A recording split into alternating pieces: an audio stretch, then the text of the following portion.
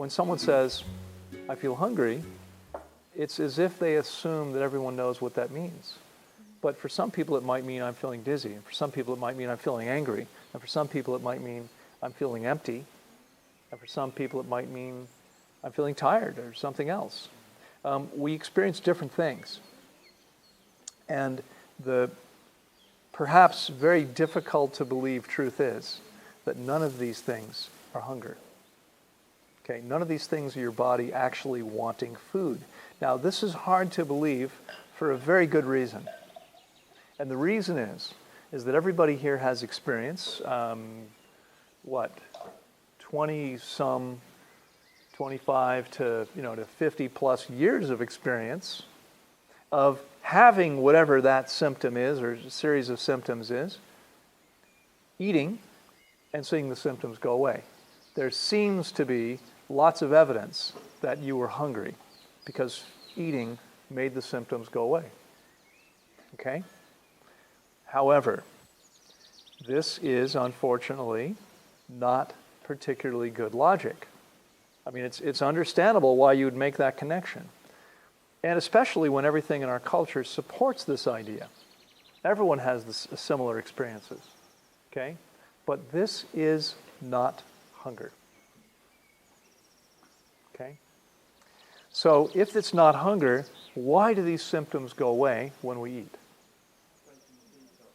Exactly. So all of these symptoms, each of them, is brought on by detoxification. What each of you, I hope, will eventually find, maybe very soon, is that when your body's clean enough, there will be calls for food when your body needs food. When it needs calories or nutrients, you'll feel hunger. But you will not feel tired, dizzy, angry. Empty, yes, but that's different. Remember, there's hidden sweetness in the stomach's emptiness.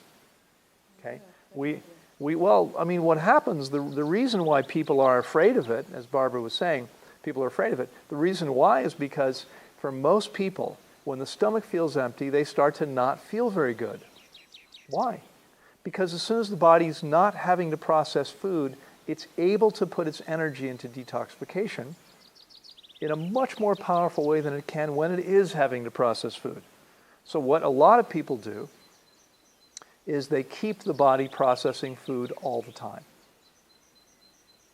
They're eating practically from the time they wake up until the time they go to sleep.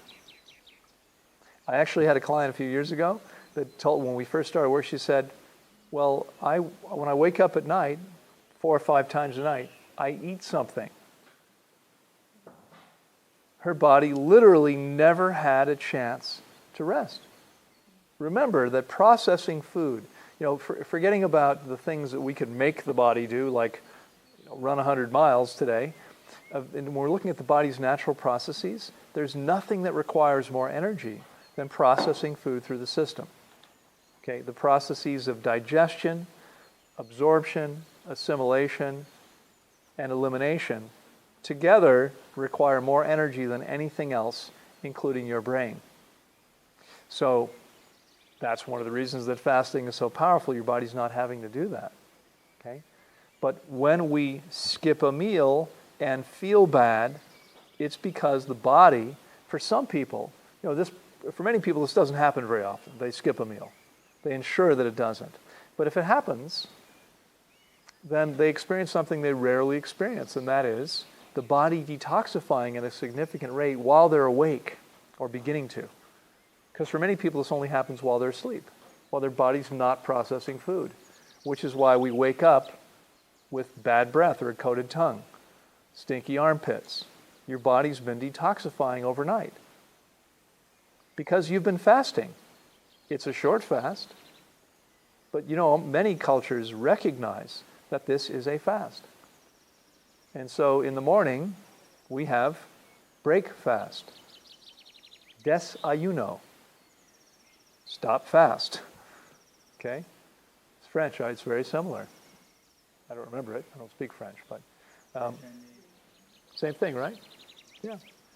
Okay, so we're recognizing this in our languages, that we're ending a fast, and that's why we have so much more detox happening at night.